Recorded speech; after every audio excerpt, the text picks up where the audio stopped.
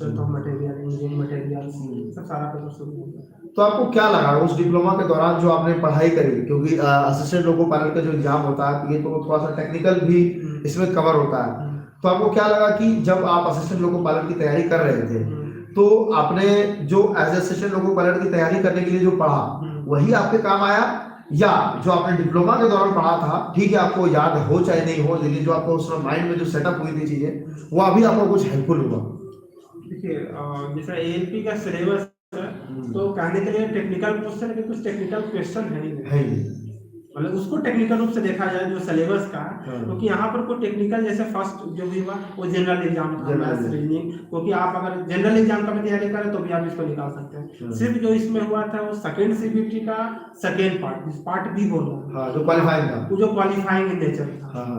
तो वहां पर था कि आप कोई भी एक पेपर चुन सकते थे और उससे बहुत ज्यादा उससे रिलेशन चूज सकते इन द सेंस, मतलब आप मैकेनिकल को, मैं चाहूँ तो सिविल भी चूज कर सकता हूँ? नहीं, सिविल का नहीं था वहाँ पे, जैसे कि रेफ्रिजरेशन था, आईसी इंजन था, मतलब जो भी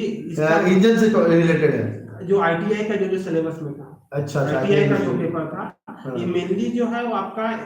मैट्रिक प्लस आईटीआई का बेसिस का आपके क्वालिफिकेशन डिप्लोमा भी हो सकता है, बीटेक भी हो सकता है, एमटेक भी हो सकता है, लेकिन रेलवे का जो रिक्वायरमेंट है हाँ वो आईटीआई का है। तो आईटीआई जो सिलेबस है, जैसे कि उसमें आईटीआई के सिलेबस में जो बहुत सारा पेपर जो है, बहुत सारा ट्रेड जो कह सकते हैं कि उसमें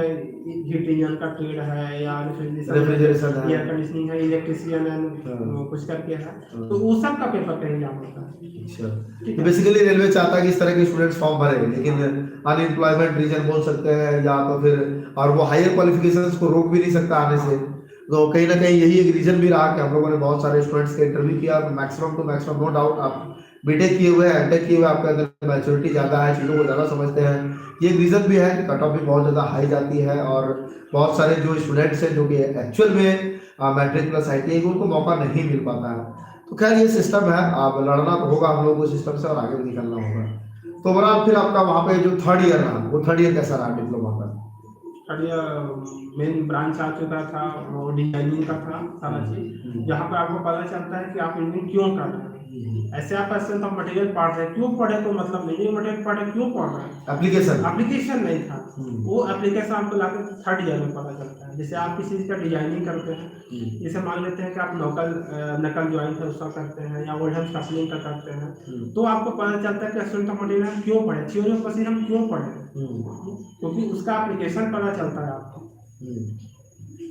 तो मतलब और यूज पता चलता है, थोड़ा सा इंटरेस्टिंग भी लगता है कि इसलिए कभी भी आपको ऐसा नहीं सोचना चाहिए किसी भी प्रोफेशनल कोर्स में आप एडमिशन लें कि मैं सेकंड ईयर में जाऊंगा तो पढ़ूंगा, थर्ड ईयर, एक्चुअली उस कोर्स को ऐसा डिजाइन किया गया है कि आपको कंप्लीट वो एक इंजीनियर बना करके बाहर निकाला जाए। आप नहीं पढ़ते हैं या किसी अदर रीजन से नहीं निकल पा रहे हैं तो उसमें मतलब कि सिलेबस का कोई दोष नहीं है, सिलेबस को एक्चुअली डिजाइन किया गया है आप मैकेनिकल इंजीनियर बन के बाहर निकले और बाहर कुछ काम कर सके, आपके अंदर कुछ ऐसा स्किल हो जिस स्किल के बेसिस पे आपको कंपनी जॉब दे सके, आप खुद से जॉब ले सके। और दूसरी चीज जो है कि जो सिलेबस पे थोपा जाता है कि सिलेबस खराब है, तो मान लेते हैं कि सिलेबस मेरा ओल्ड, हाँ सिलेबस तो ओल्ड है, इसमें कोई शक नहीं, सिलेबस में चेंज होना चाहिए क्योंकि नया टेक्नोलॉजी आ चुका है, लेकिन वो बुक में आने में बहुत समय लग जाता है। लेकिन इस बात को आपको ध्यान रखना होगा कि आपसे पूछा भी वही जाता है जो आप पढ़े, भले काम करवाए या कुछ और चीज का, इसमें कोई दिक्कत नहीं, लेकिन अभी आपको जो एग्जाम होगा या किसी भी चीज का एग्जाम होता है तो आपका जो सिलेबस में है, थ्योरी ऑफ मशीन पढ़े हैं या स्ट्रेंथ ऑफ मटेरियल पढ़े हैं, तो जो आप किताब में पढ़े भले वो ओल्ड है लेकिन आपसे पूछा भी जाएगा यही जो आप पढ़े, तो फिर तो परेशानी नहीं होना चाहिए। तो उसके बाद फिर आपका डिप्लोमा का ओवरऑल परसेंटेज कैसा रहा? डिप्लोमा का फर्स्ट क्लास था मेरा, डिस्टिंक्शन था मेरा, तो वहाँ पे परसेंटेज वगैरह मिलता था आपको? हाँ।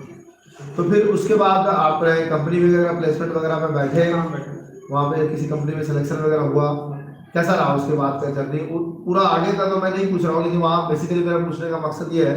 कि डिप्लोमा जब आप कंप्लीट किए तो उस समय आपका मोटिव क्या था, आगे लाइफ में क्या करना है, कंपनी में जॉब करनी है, आगे पढ़ाई करनी है, बेसिकली उस समय आपके थर्ड ईयर में माइंड में आपका क्या चल रहा था? मेरे पास तीन ऑप्शन था वहाँ पर, या तो फर्स्ट था बीटेक करना, दूसरा था कि जिस कंपनी में हुआ है वहाँ चल जाना, या तीसरा ऑप्शन था कि बैठ कर 1-2 साल से तैयारी करना, किसी भी जनरल कॉम्पिटिशन जो इंजीनियरिंग कंपटीशन में, जैसे ELP का हो गया, JEE का हो गया, किसी भी चीज का जो डिप्लोमा बेसिस पे जिसका एग्जाम होता है, 3 ऑप्शन था। तो मेरा जो ज़्यादा झुकाव था वो था कि भाई तैयारी करना। हाँ, मतलब जनरल कंपटीशन में हाँ, भी हो गया, जेईई हो हाँ, गया। ये सब कंपटीशन का तैयारी करना। लेकिन मेरे पापा की इच्छा था कि भाई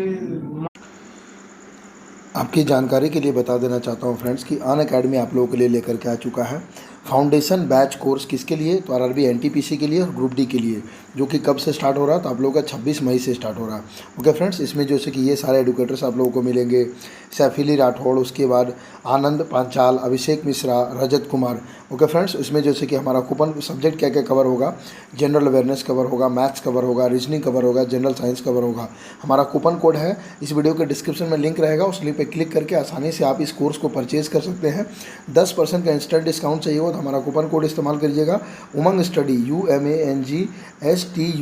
बिना स्पेस के। आपको सीधा 10% का डिस्काउंट मिल जाएगा। मंथली प्राइस बहुत ही कम है फ्रेंड, 150-200 रुपया मंथली, बहुत ज़्यादा अमाउंट नहीं होता है। आप आसानी से इतना पैसा इन्वेस्ट कर सकते हैं। Okay friends.